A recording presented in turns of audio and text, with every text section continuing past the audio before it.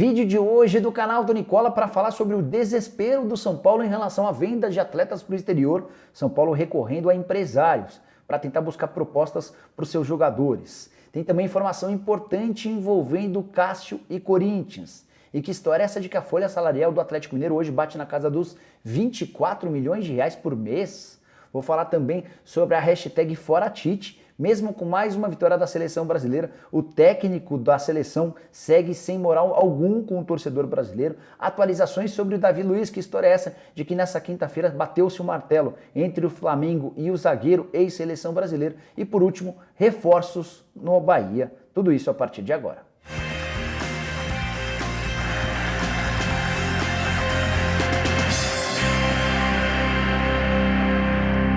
Fala aí pessoal, sou o Jorge Nicola, bem-vindos a mais um vídeo do canal, legal ter vocês por aqui. Antes de começar a passar todas as informações, só pedir para deixarem like, se inscreverem no canal apertando esse botãozinho vermelho de inscreva-se. A gente já passou de mais de 1.070.000 inscritos, mas se você ainda não é inscrito, aperta o botão vermelho, ativa as notificações para ser avisado toda vez que tiver live, programa do Nicola ou então vídeo. Live, o programa dessa sexta-feira começa às 7 da noite, sua chance de mandar suas perguntas, beleza? Bom, bora começar contando que o vídeo é um oferecimento de Betano, a casa de apostas esportivas que patrocina Fluminense, Atlético Mineiro e agora permite a você assistir a jogos ao vivo no site da Betano enquanto você aposta. É a solução de todos os problemas, porque você no mesmo site, no betano.com, vai ter a oportunidade de apostar e assistir a várias partidas de futebol pelo mundo, Roland Garros, NBA, entre outros eventos. Quer saber como é que funciona, né? Então entra no betano.com, vira membro da Betano e a partir daí você vai poder apostar e assistir a seus jogos favoritos. Você quer saber que partida vai ser transmitida? Basta procurar lá no site da Betano pelo ícone de play. Esse ícone indica que esse jogo está tendo transmissão ao vivo na Betano. As regras para você poder assistir a partidas da Betano.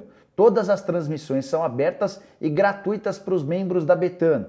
Você só precisa cumprir pelo menos um desses pré-requisitos. Saldo mínimo de R$1 ou mais na sua conta, aposta aberta nos últimos 7 dias, aposta grátis versus aposta turbinada disponível, além de aposta líquida nas últimas 24 horas. Lembrando que nessa sexta-feira tem jogos importantes da Série B, ótima chance para você ganhar sua grana, partidas, por exemplo, do Vasco contra o Brasil de Pelotas e do Brusque contra o Avaí, clássico catarinense na Série B, além de todos os jogos das eliminatórias pelo mundo. Ótima oportunidade para você se dar bem, vou deixar no comentário fixo o link da Betano para que você possa acessar agora mesmo e ter todas essas vantagens. Bora começar o vídeo falando sobre a seleção brasileira que bateu na noite dessa quinta-feira o Chile por 1-0. O gol saiu só no segundo tempo, marcado pelo Everton Ribeiro. E a curiosidade é que em 2015, o Everton, depois de perder um pênalti contra o Chile, ficou marginalizado da seleção brasileira, só foi voltar muito tempo depois. Mas, apesar da vitória, da manutenção do 100% de aproveitamento e da classificação praticamente garantida para a Copa, o Brasil é líder com 21 pontos ganhos em 21 possíveis. A diferença pro segundo colocado, que é a Argentina tem 15 pontos e está 6 pontos atrás do Brasil. Já o quinto lugar, que hoje é ocupado pela Colômbia, seria a seleção que disputaria a repescagem. O Brasil tem uma diferença de 12 pontos para a quinta colocada. E em relação ao sexto, que é o Paraguai, o primeiro time que não vai disputar a próxima Copa do Mundo, essa diferença é de incríveis 14 pontos. Apesar de tudo isso, rolou a hashtag #ForaTite lá no Twitter, esteve entre os trending topics, os assuntos mais comentados. Tudo por causa da forma como o Brasil se comportou contra o Chile. Seleção extremamente defensiva, que não teve bons laterais atacando. Danilo e Alexandro fizeram uma partida ruim, com Daniel Alves e Arana no banco de reservas. O Hulk também não entrou, o que irritou bastante torcedor. A atuação do Neymar bastante abaixo, o Neymar visivelmente fora de forma. O Gabigol tendo de acompanhar a lateral adversário, praticamente não teve a oportunidade de atacar e por conta de tudo isso rolou a hashtag #ForaTite. Qual a sua opinião? Você é a favor ou contra a permanência do treinador? Use espaço para comentários para deixar a sua opinião. Bora falar agora sobre Davi Luiz. Nessa quinta-feira, mais notícias relacionadas ao Flamengo. O peruano, que foi candidato derrotado à presidência na última eleição do próprio Flamengo, chegou a postar um story falando direto da Gávea, a sede social do Flamengo, para assegurar que havia tido uma reunião entre os principais dirigentes do Flamengo e que eles deixaram esse encontro felizes com a confirmação do anúncio, do acerto de tudo sacramentado para a contratação do Davi Luiz. Eu mandei mensagem para um dos dirigentes que o peruano afirmou que participava dessa reunião. E a frase desse cara foi de que não há acordo nenhum com o Davi Luiz e de que o peruano é um maluco. Foi dessa forma que esse dirigente do Flamengo se referiu ao Peru. Não tem nada, pode esquecer, ele é maluco. Esse dirigente não descartou a possibilidade de o Flamengo fechar com o Davi Luiz nos próximos dias, mas assegurou que ainda não há nada fechado, sacramentado, depois de uma eventual reunião nessa quinta-feira. Qual que é a estratégia do Flamengo? Esperar que o Davi Luiz não tenha mais opções no futebol europeu e a partir daí ele tenha de admitir ou aceitar uma realidade financeira bem diferente das primeiras tratativas. O Flamengo chegou a ouvir do staff do Davi uma pedida de 850 mil reais por mês de salário, com mais 400 mil reais de luvas por mês, ou seja, ele ganharia 1.250.000. O Davi ainda gostaria de bônus por chamadas, por convocações para a seleção brasileira, além de uma cláusula que lhe permitiria sair de graça do Flamengo, tanto em janeiro quanto em julho. Diante dessas condições, não há chance de negócio. O Flamengo vai aguardar pelas cenas dos próximos capítulos no futebol europeu. Nessa quinta, por exemplo, já se encerraram as inscrições para jogos para atletas na Champions e também na Liga Europa. Cada vez mais o Davi Luiz vai perdendo espaço no futebol europeu e deve perder também poder de barganha nas conversas com o Fla. Bora falar sobre uma polêmica gigante dos últimos dias, a folha salarial do Atlético Mineiro. O Globoesporte.com trouxe uma informação de que o custo da folha do Atlético é de 24 milhões de reais por mês. Entrei em contato com o Rodrigo Caetano, que é o diretor executivo de futebol do Galo, e ele assegura que esses números não existem. Hoje o Atlético Mineiro trabalha com uma folha salarial próxima aos 14 milhões de reais e esse número já inclui a chegada do Diego Costa, um dos reforços mais importantes do futebol brasileiro na temporada, cara que vai ganhar 1.300.000 reais por mês, além de alguns bônus previstos atrelados todos a títulos e conquistas no Atlético Mineiro. Então, de 24 milhões alegados pelo Globo Esporte para 14 milhões, a gente tem uma diferença de 10 milhões de reais por mês ou de 120 milhões de reais por temporada. De acordo com o Rodrigo Caetano, essa diferença pode estar associada ao fato de que o Globo Esporte levou em consideração todos os custos do departamento de futebol, incluindo, por exemplo, pendências na FIFA. Todo mundo sabe que o Galo tem uma série de dívidas, uma série de questões de clubes que foram à FIFA exigindo compensações por não pagamentos. E o Atlético, na medida do possível, tem conseguido colocar essas contas em dia. Então, a única explicação para um custo mensal de 24 milhões seria a utilização ou o incremento de todas as despesas, não só as ligadas ao departamento de futebol, com comissão técnica e jogadores. Só para arrematar, vale a lembrança de que o Atlético lamentou o fim da janela de inscrições no futebol europeu. É que o Galo precisava de pelo menos mais uma ou duas vendas de jogadores para tentar melhorar seu fluxo de caixa. Bastante dificuldade, grana curta, e o Atlético não conseguiu vender, por exemplo, o Guga, o Arana e o Vargas, além do Igor Rabelo, que eram os caras mais comentados em clubes do exterior. Não existiram propostas, o Atlético vai ficar com essa galera, tentar manter as contas em dia, para na janela de fim de ano, dezembro, janeiro, conseguir vender jogadores. Há necessidade urgente desse tipo de negócio. Bora falar agora sobre o Grêmio e o Felipão, hein? Chegou outro dia, contratado no mês de julho e já começa a balançar. Nenhum dirigente do Grêmio vai falar isso de forma aberta, de forma pública, mas existe insatisfação em relação aos resultados do Felipão e mais do que isso, por causa da relação dele e do Paulo Turra com os líderes do elenco gremista. Situação extremamente delicada, porque o técnico que fez enorme sucesso recentemente no Grêmio, Renato Gaúcho, tinha a melhor relação do mundo com seus jogadores. O Thiago Nunes, que o substituiu, já teve problemas com o elenco. E o Felipão, mais uma vez, parece seguir esse caminho. Recentemente, o Maicon já teve seu contrato rescindido por opção do atleta. Ele havia renovado o contrato com o Grêmio até dezembro de 2022, mas preferiu deixar o clube de forma antecipada. Rafinha e outros jogadores importantes dentro do vestiário parecem não gostar muito do trabalho, do método, da forma como o Felipão e o Paulo Turra lidam no dia a dia. E entre trocar o técnico e sua comissão ou todo o elenco, o Grêmio pode se ver obrigado a fazer a opção por demitir o Felipão. Embora, isso é importante lembrar, o Grêmio não tem mais essa opção de dispensar o Felipão, a menos que exista um comum acordo.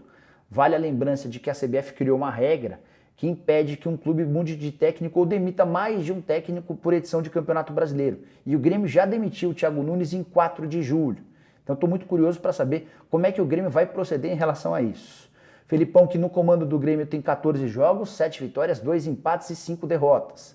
Já foi eliminado da Sul-Americana, eliminação para a LDU e está muito próximo de cair também na Copa do Brasil. Perdeu em casa para o Flamengo por 4-0 na partida de ida. Para piorar, os resultados no Campeonato Brasileiro também não são bons. O Grêmio acaba de perder para o Corinthians dentro de casa e é o 18º colocado, com 16 pontos conquistados em 17 rodadas. Quero trazer a boa notícia envolvendo o Corinthians e Cássio. Os dirigentes do Timão procuraram recentemente os representantes do Cássio para iniciar uma renovação de contrato. O vínculo do Cássio nem está perto do fim, ele tem contrato até dezembro de 2022. Mas por todo o moral, por toda a capacidade técnica e pela relação que o Cássio construiu com os atletas e também com os dirigentes, o Corinthians entende que vale a pena reajustar e prorrogar esse contrato até dezembro de 2023. É legal contar que o Cássio, com essa extensão de vínculo, também pode ter um reajuste salarial. Ele foi, durante os últimos anos, o cara que mais recebeu salário, o teto salarial, mas recentemente, com as chegadas do Juliano, do Roger Guedes e do William, o salário do Cássio ficou defasado. E olha que a gente está falando do 8º atleta com mais jogos na história do Corinthians. Foram até agora 543 partidas. Se de fato essa extensão contratual for confirmada e ele ficar até dezembro de 2023, vai ter a oportunidade de fazer pelo menos mais 160 jogos, caso obviamente não se machuque. 543 mais 160 jogos, e a gente está falando de um Cássio batendo na marca dos 700 jogos com a camisa corintiana, que fariam dele o segundo atleta que mais vestiu a camisa do Timão, só atrás do Vladimir, lateral esquerdo e recordista desse número, com 806 partidas pelo Corinthians.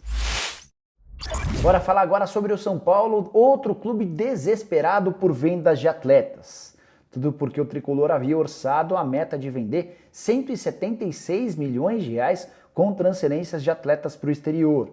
Até esse momento o São Paulo conseguiu 70 milhões com a transferência do Brenner para o Cincinnati, a venda do Elinho para o Red Bull Bragantino também vai ajudar e recentemente o São Paulo oficializou, ouviu o Denner se transferir, o Denner, ex-atleta da base, se transferir de Portugal para a Arábia Saudita. As receitas do São Paulo com vendas de atletas hoje batem na casa dos 100 milhões de reais e restam 76 milhões para que o São Paulo consiga cumprir esse orçamento. Para piorar, a janela de transferências europeia de verão, essa da metade do ano, acaba de fechar sem nenhuma transferência de jogadores. E a próxima, a de inverno, entre dezembro e janeiro, em geral é muito mais fraca, com muito menos dinheiro sendo movimentado. O Tricolor tinha expectativa, por exemplo, de que o Antony fosse comercializado, fosse vendido pelo Ajax. São Paulo tem um percentual de uma venda futura. Não aconteceu. Nem o David Neres, que chegou a ser escanteado no Ajax, acabou sendo negociado. Outra notícia ruim para os cofres do Tricolor. Até por isso, e essa é a informação exclusiva, o São Paulo trabalha com a ajuda de empresários para que em dezembro possa comercializar seus jogadores. Recentemente, o São Paulo teve reunido com o Giuliano Bertolucci, que é o principal empresário em atividade no futebol brasileiro. E na pauta, 2 negociações. São Paulo pedindo que o Giuliano se esforce para vender o Luan, volante, que é representado pelo próprio Bertolucci. Existia uma conversa em relação ao Porto, que pode ser retomada no fim da temporada brasileira. Outra alternativa, o São Paulo pediu ao Bertolucci que use sua influência em clubes grandes para tentar encontrar um interessado no Igor Gomes, atleta que pertence, é representado pelo Wagner Ribeiro. O West Ham chegou a sondar sobre a possibilidade de um empréstimo, mas para o Tricolor o empréstimo não interessa. Repito, São Paulo precisa desesperadamente de dinheiro e torce para que propostas do exterior apareçam por seus jogadores. Bora fechar o vídeo falando sobre o Bahia e reforços para o Tricolor, já de olho em 2022. O atacante Vinícius, principal estrela do Náutico. Na temporada são 10 gols marcados e mais 6 assistências. Está muito próximo de virar reforço do Bahia para a próxima temporada. Ele tem contrato com o Náutico até dezembro e em Salvador já existem jornalistas cravando que ele assinou um pré-contrato com o Bahia. Conversei com o Diógenes Braga, que é o vice-presidente de futebol do Náutico. Ele assegura que essa informação não chegou ao clube. Embora também o Vinícius nem precise comunicar qualquer acerto, até porque está de olho na possibilidade de se mudar para o Bahia no fim do contrato com o Náutico. Além do Vinícius, o Bahia também trabalha com a alternativa, com a chance de contratar o Marcelo Cirino, ex-jogador do Atlético Paranaense, que tem vínculo com o Chongqing Dangai da China. Não estreou na temporada de 2021, é um daqueles brasileiros que não conseguiram permissão para atuar por lá. Conversei com o empresário do Marcelo Cirino, que admitiu que o Bahia é um dos clubes brasileiros interessados, mas até esse momento não tem nada tão próximo de ser fechado. Prometo ficar de olho nessa história e trazer notícias assim que surgirem mais novidades. Bom, pessoal, são todas essas as informações para essa sexta-feira. Espero que vocês tenham curtido o vídeo e deixem like por aqui. Quem ainda não se inscreveu no canal do Nicola, aperta esse botãozinho vermelho de inscreva-se. A gente volta a se encontrar no meio da tarde dessa sexta-feira e no programa do Nicola a partir das 7 da noite. Abraço, tchau, tchau!